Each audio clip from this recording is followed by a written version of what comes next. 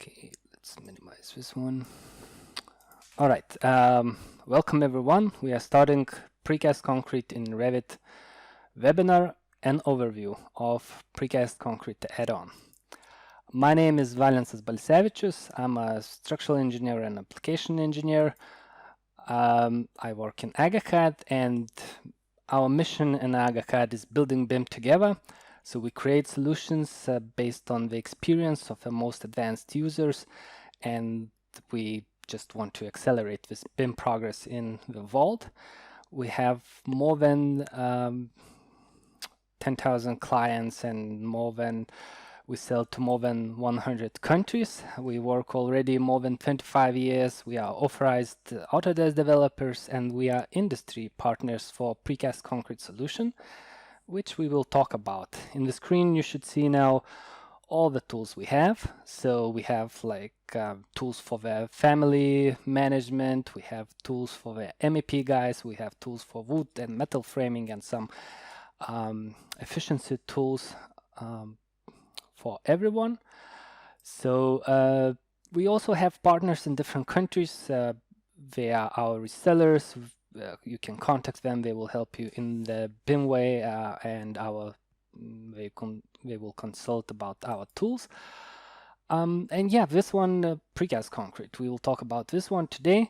It can help you to create precast elements in Revit, to insert details, to sort elements, and to create shop drawings automatically. So the scope of webinar, we will split walls into separate panels. We will create hollow core and double T slabs. We will create connections, renumber elements, and create shop drawings. And one important thing for all who's following us is that we will release next month another application, part of Precast Concrete. This will be wall reinforcement for the solid and sandwich walls. So we will make a webinar about it. Stay tuned, subscribe to newsletters, and follow us on social media, and you will not miss it. All right, this is it. We will switch to Revit now. Okay, you should see my Revit window now. Let me just do one more thing. All right, this is Revit 2019. In this case, I have here tools for BIM doc. In this tools for BIM doc, you can download it from our webpage, and then from it you can install and have a trial of any of our tools. All right, and then yeah, the same you can do with Precast Concrete, which we will talk about today. In Precast Concrete, we have a couple of tools, right? It has different names, and then it has a lot of different commands. So what you see here in the sample project, which I will use today, I have created a couple of elements already with Revit commands, but still I'm going to repeat and just add a little bit more of them in here, so you could see all the process. If you are not familiar with Revit, you will see just a couple of things, how it is easy to build model in Revit. So what I will do here, I will go to level 1, so to the plan view. Then I will select one of the walls, and then I will say that I want to create the same type of a wall. I want this wall to go from level 1 to level 3, and then I will also define that it will be in the center of my drawing line, and then I will just draw walls simply like that. Right, I will go here because just straight on my foundation wall, which I have already, like that, and then I'll draw another one over here. So let's take a look. How does it look? All right, this one is still a little bit too small, so I'll just increase the size of it, because you can modify that anytime, right? And then what I will do, I will just connect these walls, right? The one with new created and previously created walls. So that's the way I can create walls, right? Then I will just simply use door family to create one opening over here. So again, this could be door, this could be a different size of it. It's really easy to modify in Revit, this kind of stuff. Then just use quick dimensions to modify the position of this element. Right, so okay, so I'm happy with that. I'll go now to level 3 to the top of my walls, and then I will just draw the floor. Right, so again, by using Revit tools, I will choose a type of a floor which I want to use, and then there are a couple of tools what I can use, but basically now I'll just pick already existing faces of elements to draw the boundary of my floor. Then I will use simple trim tool to create the floor boundary, and yeah, we could finish that. We don't want to load anything and connect to the walls and so on, so we'll just have this beautiful floor over here on the top of my walls. All right, so far we've been using simple Revit tools, right? We building up the model, but now we have these walls quite big, too big for my precast elements. So what I will do, I'll just go to smart walls, and we have different kind of commands to work with walls. First of all, I will go to the level 1 and I will just slightly modify visibility of this view, so I will not see foundation walls, and it will be easier for me to select the walls I need. So I'll pick all of the walls now, and currently they are joined, so I will say I don't want them to be joined. I want them to be separated, and I want to have a gap between the walls. First of all, right, I have this gap configuration by wall type settings. So basically the gap of the size comes from these settings. So every time I split or disallow joins between the walls, it will be like this. Then I have commands like to work with corners, for example. I wanna just change how these walls are connected. So here and here it's okay, and here we have the same situation, so everything's fine. I just want to keep that symmetrical. Then we have commands like split wall menu. In this split wall menu, we have settings how to split around openings, right? So what should be the size? Then what should be the size of panel? If we use command to split by maximum, what should be the size of those panels again?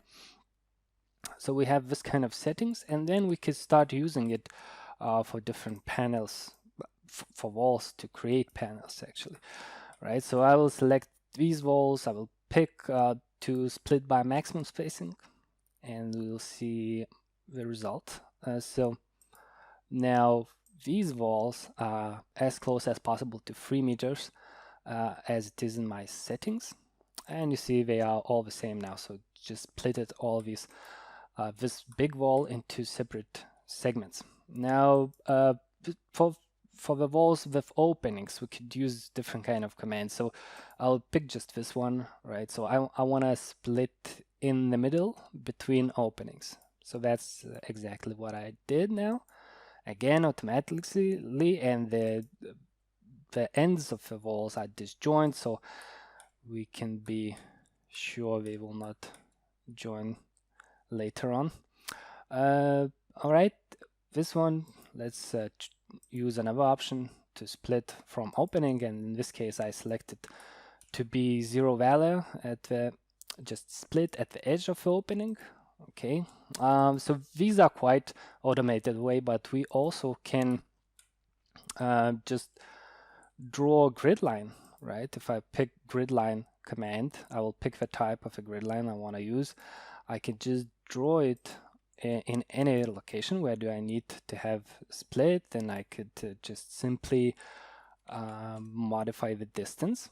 Where do I want to split my wall? And then I'll pick these grid lines and say I want to split by selected grids, and then select the wall and escape on the keyboard. And what do we have now is that we have wall panels just split it at the defined locations, right? So that's what I wanted to do. Now, okay, another command like to split from selected end. So I'll pick this end, I will pick this end, escape on the keyboard, and now it's just split it by 2.5 meter for the wall, right? Yeah, and the last wall probably we want to split, let's say from start. So again, I have 2.5 meter panels over here, and then so this one it's not really nice. So what I will do, I'll just join them, right? So anytime I can join them back and split with these commands again, for example, in a half in this case. All right, so that's the way we could work with walls. It's pretty straightforward. You can try it out. The next thing I want to do similar stuff with the floor layout. So let's see what kind of tools do we have for it. We have floor panel layout, right? So this tool allows us to divide one big floor into separate floor panels. So let's see how does it work. I will just pick this floor, and now I can pick supports, right? So every time I pick supports, I get this kind of split line. So now I have like two regions, right? So I can make different, later on I can make different size of panels in these regions, or different direction of panels and so on, slabs or whatever you call them, right? So, but in this case, I don't have beam, I don't have grid line, I don't have wall. So I will just use simple Revit command to divide a little bit one more time to additional regions. So I'll just draw these lines, and I have these different areas now. And when I add supports, I can pick a wall and beam and grid line, and all of them will have influence later on how much my slabs should be supported on the walls. So when I pick that, the software remembers which walls or which beams or grid lines are selected as supports. All right, so that's what I do now, and then I will move to the next step, is to plan layout of slabs, right? So here I have settings, again, quite similar to the one we had in the wall. So we have, okay, we need to make it a little bit larger. This is metric units, but you can use imperial units as well. It doesn't matter, depends on the project units. And then the direction of layout, right? So I could use that. And then I can click on, you see I move my mouse and I can, on each region, and it's highlighted now. So if I click on that region, it will create this kind of lines based on my settings. So this will be like the lines for my slabs later on. Or I can just do that for whole floor at once, right? Later on, so the direction of slabs depends where do I click with my mouse. I can always update, modify, change that later on. What else? Okay, let's add just opening for this one. Okay, so we could have one over here. Let's change the size of it, and let's add another one over here, and then maybe just rotate it. All right, and yeah, we need to update now the layout of the panel. So just to update that, we have opening in here. So okay, looks nice. So I will show you other like commands. What can you use to make changes to your layout? So for example, we have align layout lines, right? So if I pick this edge and then this line, so you see now it's just align. My slabs are aligned to the opening. In here, and then what I have here is that this is full width slabs, and some of them they are not a really full width slab, so maybe that's not what I want. So what I can do is I can join regions and then split this region again with different kind of commands. For example, split from first selected, so what it will apply splitting settings. And then I have it here. So now I have 1.2 meter over here, just the standard size of hollow core slabs in Europe, I would say probably. So it's like 4 feet for in the United States. All right, so 600, right? For example, but maybe I would like to have something like additional gap over here for some reason, for cast in place maybe piece, and right. So I can again modify this slightly at any time. Now in this area I have again full width slabs, and then I have small piece over here, but I can also do this kind of stuff. I can just simply modify, change the layout rule and click on modify, and you will see that this small piece will be now in the middle, somewhere in the middle of layout. So again, so many ways and other commands you can use to prepare layout. Oh, sorry, one more time. What I want to do for the other slab, actually, I want to change the size of it so it will be a little bit wider, and then I'll do this for this floor. So I have now layout in that direction. Okay. All right, so let's create actual slabs now. Let's move on to this one, to create panels menu. And we have here settings for the panels, right? So what kind of panel do we want to create? We need to select the type of floor. So again, Revit system family type, right? And then openings. So openings, it comes with the software. So you could choose openings for the hollow core slab or for double T, or you can create your own shape, or you can just create solid slabs if you will remove this one. Then we have width and length parameter. You have support. What should be the support value on the selected walls, right? Or beams or grid lines, or if it's not supported. So that's the way. Okay, so let's create something. Create on this region. So when I click on one of the lines, it will create for all region slabs. So this will be like floor of a defined type, right? And then I have openings.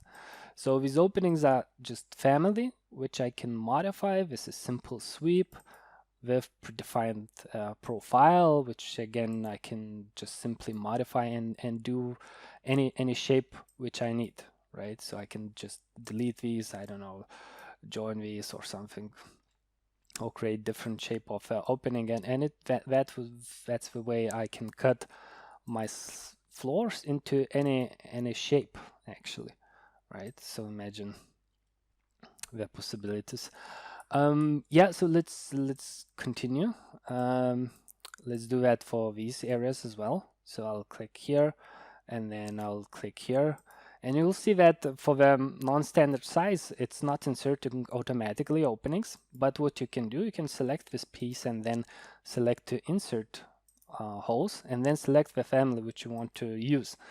And then it will be cut, right? Because we are inserting Revit generic model opening families over here, right? So I go around like this, and then I want to have different size of slabs over here. So I'll pick different size of openings, different size of slab, click on save, and just click on create, select this piece, and then I have different slabs over here. So you see it's a just different size, and then I have different size of openings, different shape of openings, right? So I have different kind of slabs over here.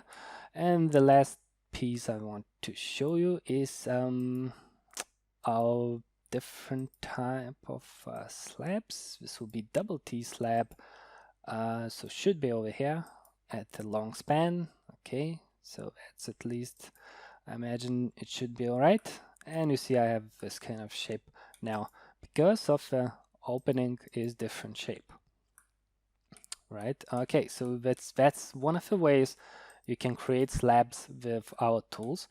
Another way is that if you have warped double T's, or if you just used to use structural framing elements for slabs, then you can do that, but you need to use this Floor plus M tool, which is here on the top. After installation, you can find it on the top. And it works in such a way that you create configurations. So let's open configuration window.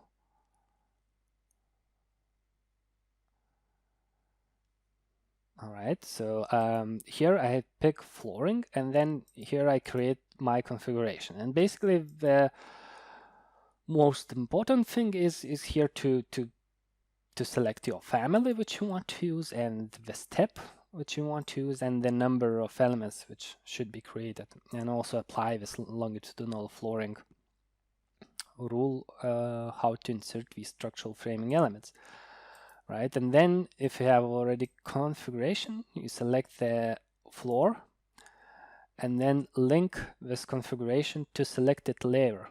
So this floor has 3 layers, and I say I want to place this structural framing element into this layer. So the top of structural framing element will be at the top of this layer, right? So I selected this configuration should be used here. And that's it. The next step is to add flooring. So now I'll just make layout of these structural framing elements.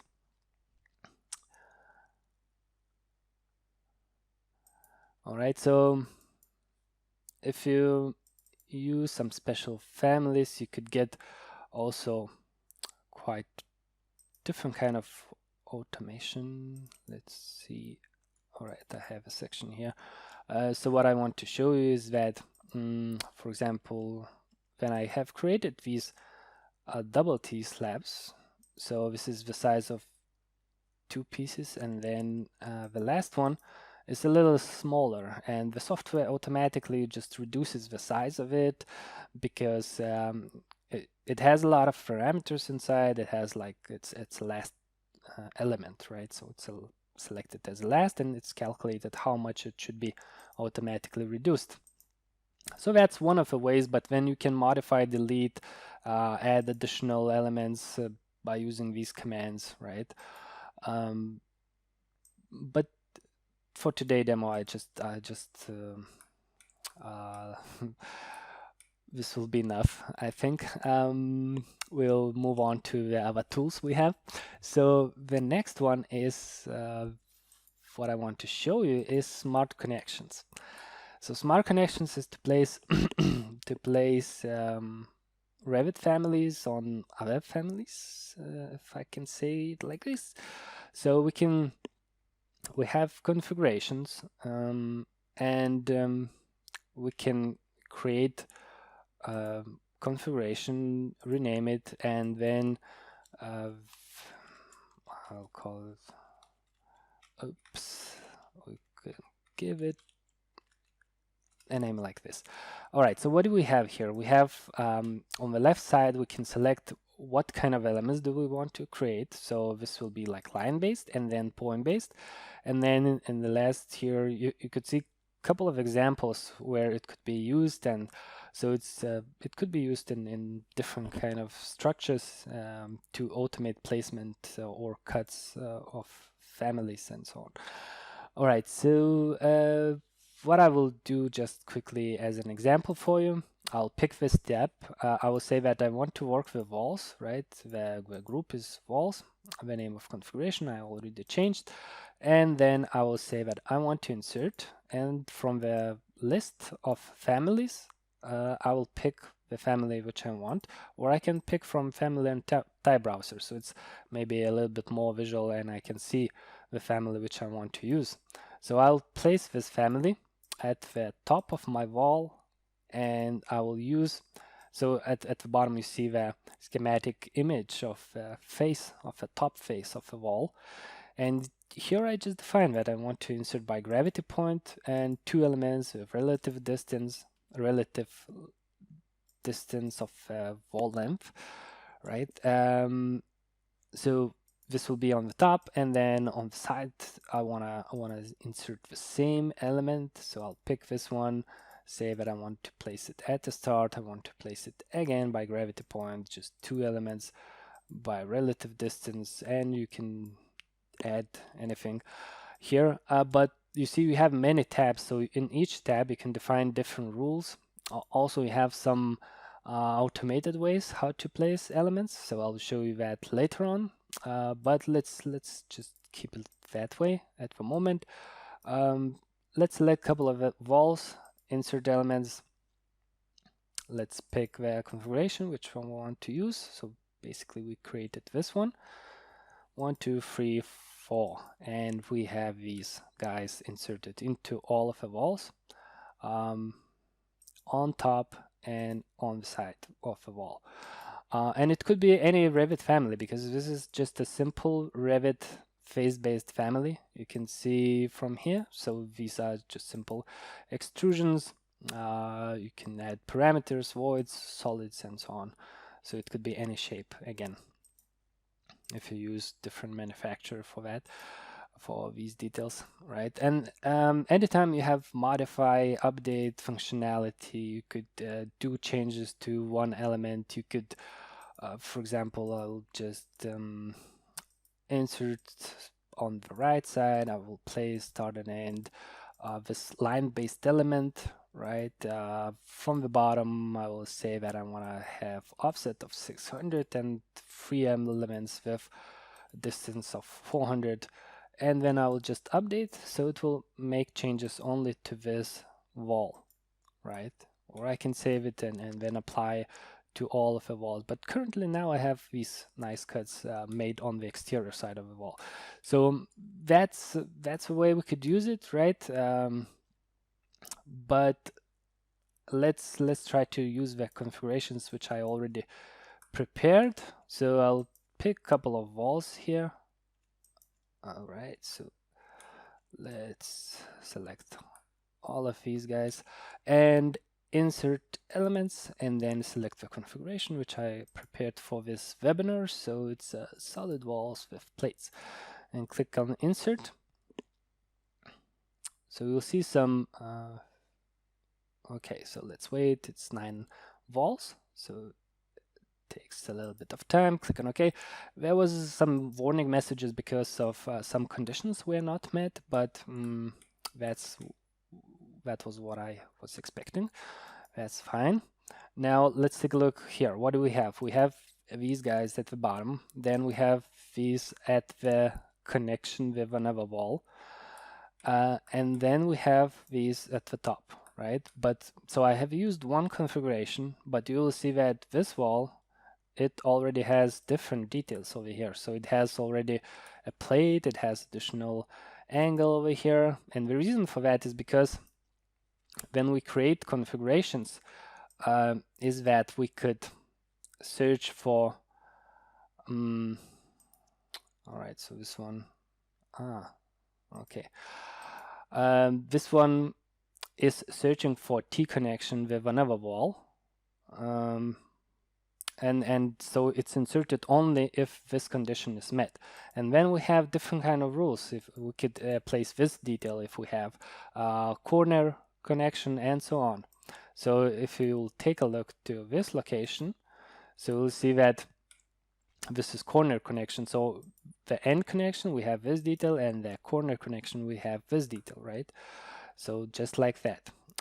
Then the good thing is that every time you insert, these are standard Revit families. So you could work with them in a simple way. You can copy that, you can add additional one, right? Cut it again if you need it. Then so you could easily modify them based on the real conditions, if something is unique situations and so on. All right, so if I would go ahead and try to use other configurations. So what I'll do, I'll just switch this architectural floor, because it will be much easier for me to select the floors I want. So now I will select these floors and insert elements and select the hollow core slab, this configuration. So what I did here, I have now these cuts at my slab for anchoring or something, and then I inserted one configuration for all of them, but for this piece I want to add something additional. right? So what I will do, I'll just modify this, click over here, because I have predefined stuff in this configuration, click on update, and only for this floor I will just add these guys to the sides, right? Because I want to anchor or something, right? So over here like this. Then okay, let me show you another example. So just to give you more examples of what could be done, and so you could just imagine possibilities. So I'll just change this one, and again I have this kind of cut at the end of my floor, right? And I have here face-based family, which I can modify the shape and so on. So it depends exactly on your needs, and you can really easily adopt it to your needs. All right, so floor, I'll pick this one, click on insert, and I will show like end support configuration, right? So what I have here is, again, I have this detail, which is reading the size of my floor, and then it's just inserting over here, right? So yeah, let's move on to other elements, just more of examples and possibilities. So these floors, oops, did I select only floors? Nope. So let's select only floors and click on insert.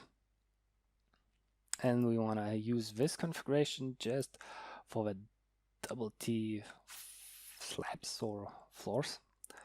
What I have currently, I have, all right, so it looks like this, right? So I have here plate at the top, plate at the bottom. I have this kind of cut family, which is cutting my slab like that. And the last piece in this project, structural framing, right? So because smart connections, it works with walls, beams, foundations, different kind of elements, right?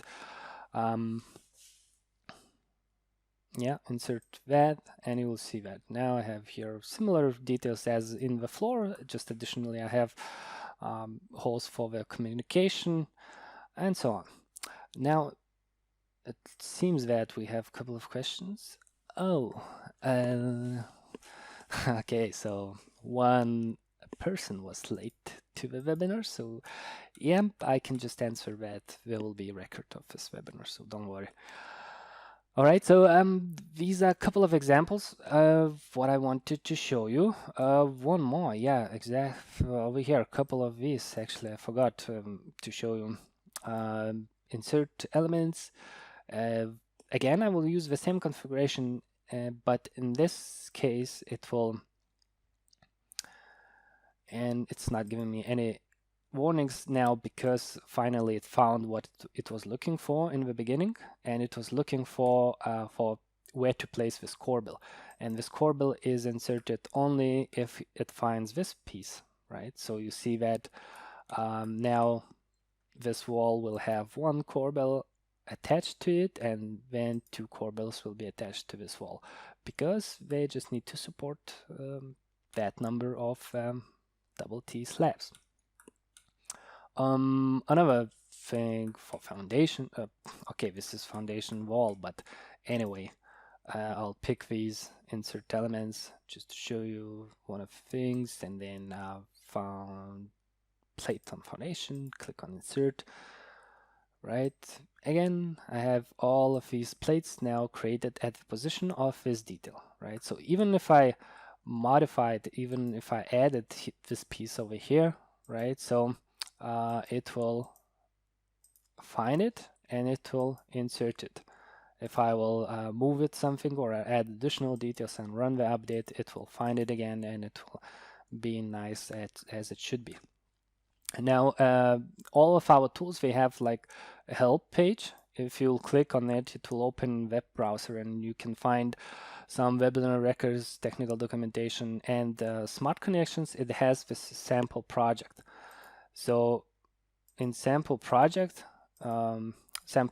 looks like this. You can find different kind of settings, configurations. So this is metric sample project, but you can find also imperial one, and you will find different kind of configurations for the different elements. For example, here we have walls. You can just select, let's say, one of the elements, move it, select this one, and click on update, and then see what happens. You will see that this element, connection element, was added. You can click on modify, and it will bring straight the configuration of this element. So you will see that this element is inserted only if there's a T connection with another wall. You can save it to your computer, and then you can try to practice in other areas. Yeah, and you will see some columns, walls located here as well. You could try to change the size or the location of the elements and run the update, or just save these configurations, see how the families are created just by editing them, right? So you see now it just was updated, the bolt size was updated because of the size of the beam was changed, and so on. So there are quite a lot of stuff. If you need more help, or you are interested in more detailed presentation, we can make online meeting and talk about it. All right, so let's go further. We want to let's go to level 3. We want to renumber elements, but again, in this view, I would like to remove these architectural floors as well, which I used to create slabs. And now I will use sort mark tool. All right, so sort mark tool, it has possibility to renumber elements. So what I will do, I'll just select these floors. Yep. And then I'll you see that we can renumber grids, rooms, spacing, or any actually element in the project. And then I select the parameter where do I want to write information, and here is the configuration of numbering. So we can group elements by selected parameter type or instance parameter. Then we can filter them. So I will filter and renumber only slabs if the width parameter value is greater than 400. Then I have for numbering, these parameters will have influence if number will be different. All right, so if the length or width will be different, or thickness or volume will be different, so it will get different number. And then the direction where or the way where I will start numbering, right? So I can select again any parameter which will have influence on that, and then in the last part I'll just select that I want to start numbering at 1. I want to have this prefix. I can save this configuration and use it for the future. I can add any parameter over here to this mark parameter, but at the moment I just want to have number and I want to have prefix. So that's okay for me. I will just click on OK. So they've been renumbered, but we don't see that list, so I'll just add tag, okay, for these guys. So let's add floor tag, apply, click on OK. So you see it's 1, 1, 1. This one is missing mark because it was more narrow than 400, right, as it was in my filter option. So width is only 150. All right, and it goes like this. So it's if it's different, then it gives me a different value. Maybe it's a little bit too large, all of these numbers, but that's okay for now. We'll just select these floors, click on OK, and we'll go again to element numbering. So we could do that for all category, or we could do that for selected elements, and anytime we could change that, right? Maybe you want to renumber them like that for some reason, and click on OK, and then they will be renumbered. Other option is that you can renumber elements by clicking on them. So we have this element mark 1 by 1, and then I click on the wall, which will be number 1. I'm gonna reset counter for this configuration and click on OK. And now I can click on the walls in the way I want to number them. So if I go around like this and click on escape, hit escape on the keyboard. All right, we have same situation here. We need to add tags for the walls. Let's do that. Tag all. So in Revit, it's really easy to do that and have this information about the elements, whatever you want to see here, right? You could just simply add. In this case, I have only mark selected. So, but it goes like this: 1, 2, 3, 4, 5, 6, 7, 8, 9. In the same way as I was clicking on these walls, right? So again, you can renumber part of it automatically, and then in some areas you could go around and do stuff like that. All right, so okay, numbering is done. The other stuff, the last piece, when we have modeled everything, we could start creating shop drawings. But let's take a look. Oh, so we had a question how to create shop drawings. So that's what we will do now. This one, smart assemblies, right? We have here shop drawing configurations, and the location of configurations could be defined over here. All right, so this is the location I keep my configurations for a webinar. So I will open shop drawing configurations and just show you briefly what could be done. Here you can define what kind of views and how many of these views do you want to create, right? To say I want to create assembly view. All right, let it regenerate something.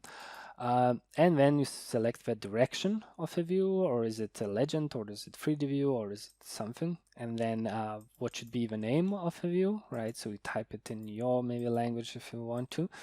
Then the visibility settings over here, and the dimensioning rule. So how to dimension elements. Now dimension rules are defined here. So you create your dimension rule and assign it to desired view.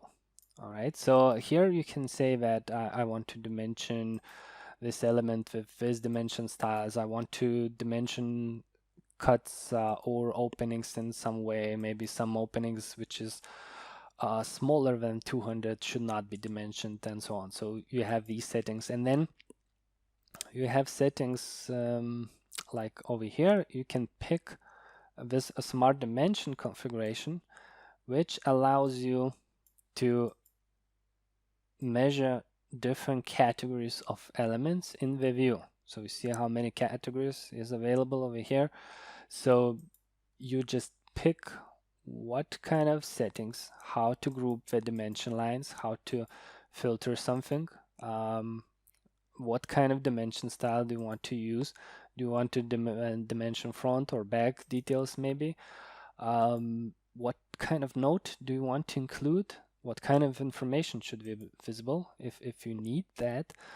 And then front or vertical side depends on the location of detail. You can say that you want to snap with dimension to the location point of family, to the model lines, to the edges of the solid, or to the reference planes. What do you have in detail family, right? And where to place dimension line. It could be on the top, on the bottom, or to the nearest side, or actually it could be also at the position of element. So again, it's up to you. How do you make settings? What kind of information in the text node? Again, and yeah, so you can do that for all the categories here, and you can apply this dimensioning rules for your elements.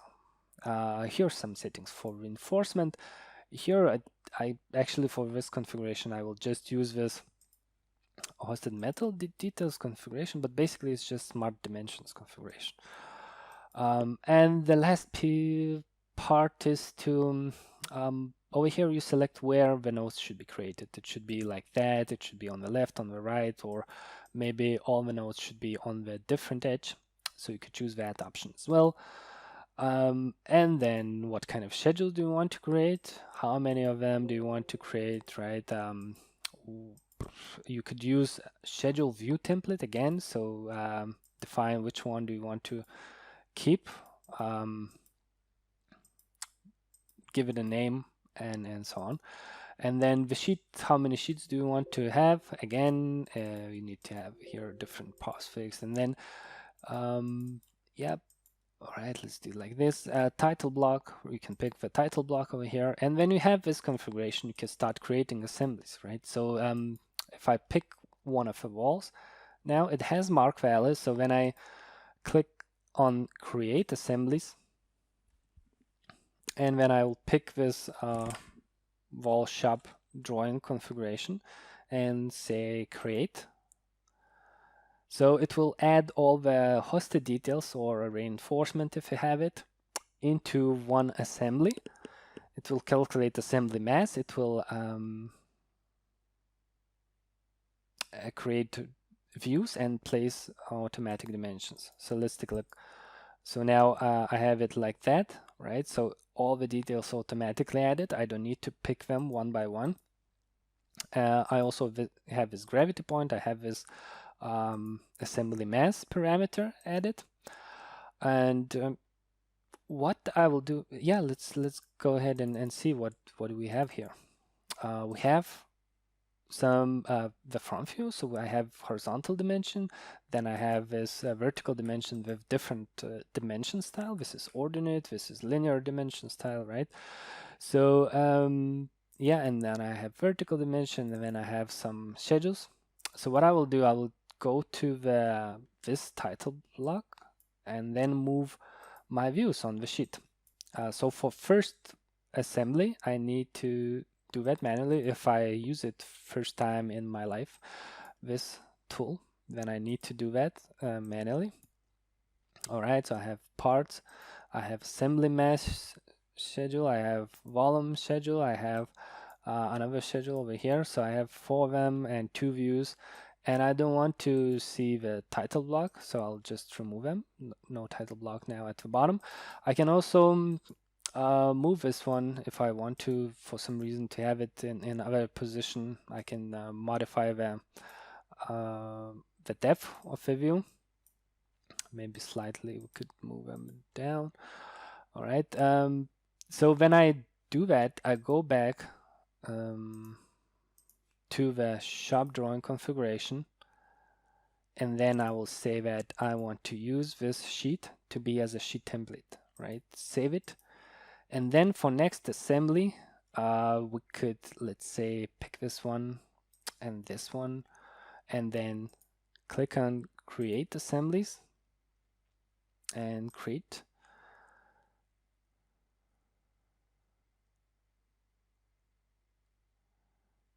So now it will create 2 separate assemblies, right? Because yeah, that's the way how it works. We need 2 production tickets. So that's now what we got. All right, and when they are created, if we'll go to the sheet, you'll see that we already have it on the sheet, and the position of section was moved, and I have just schedules all in a good place. I have all the dimensions. You see I have additional dimensions for these plates because just previous panel it didn't have that. We could go to this one as well. So what I want to show you here is that when I have created this assembly, if I will hide it, you will see that this one was not added to assembly. And the reason, even if it's hosted on that wall, you see, but I have special parameter over here, build in place. So it means that it should not be included in assembly. So sometimes users just are wondering how to do that. So just keeping that in mind. Yeah, so that's the way you create assemblies, right? But now, if you have other configurations, let's say it's your second project or third project, right? So you define where you keep your configurations, and you define where you keep your template project, right? So your template project, let me just open that. How does it look in my case? Sample project over here. This one, let's open it up. So here I have assemblies and views already placed on the sheet. And if we'll take a look here down at the floor, let's say sheet, so you'll see that I have views already placed here on the sheet in this template project. So in the new project, if I will try to create assembly of floor with configuration which was used in template project, so you'll see that I have now more configurations, right? Because I changed the location of configurations, and I'll pick this one and click on create. So it should look now into the template project, see how views are placed on the sheet in the template project, and then it will do the same in this project. So let's click, we have it here, sheet, and you see it's the same as it was in that template project. So you could copy this information and use your previous effort which you did in your first project, right? And if we are interested in how wide it could be applied and so on, so I will just show you a couple of examples from this project. For example, over here you see I have elevation mark at the bottom, at the top. I have some filters for different dimension styles. I have different schedules, different style. I have notes on the right side. So that was a requirement of a couple of clients. Then we have all them all around notes in different positions. Then we have only ordinates without any notes, ordinate dimensions, right? So then we have column which has different kind of details, but also it has legends, right? So if you want to keep some piece of information which is same in all the sheets or most of the sheets, you can use legends.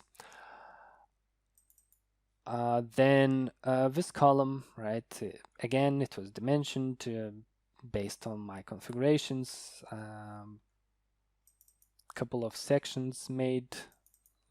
Let's go through the panels over here. Then the beam, right? So precast L-shaped beam with some details that has some reinforcement schedule with image shapes. So again, everything what you see here, it's everything done automatically. And then because these are standard Revit dimension lines, you can anytime add whatever dimension do you want, right? Or if you need that, or maybe for some reason you want to have dimension over here. So it's not a problem to add something. Always you have modify, update options for all of the tools you have seen today. So formwork and another sheet for the same element. You see this one has 2 sheets. It can have any number of sheets. If you want to, you can have 4 sheets. Some of the clients, let's say, do 4 sheets for each panel. Slab over here, so it's just a solid slab, right? Again, we have different possibilities to rotate views, to show, change the orientation of the view and so on. Spandrel slab, spandrel wall, right? And again, dimensions, and this one is with imperial units dimensions over here. So yeah, it's very flexible, and you could use it very widely. That's what I wanted to show you. Just as a reminder that you can download these tools for BIM doc and have a trials and use it, right? You just pick the version which you want to use. And then if you have questions, you just drop an email to support@agacad.com or to me, valence@agacad.com. So it was nice to have you all with me. Have a good day or night, whatever you have now. And let's keep in touch in other webinars. See you later and goodbye.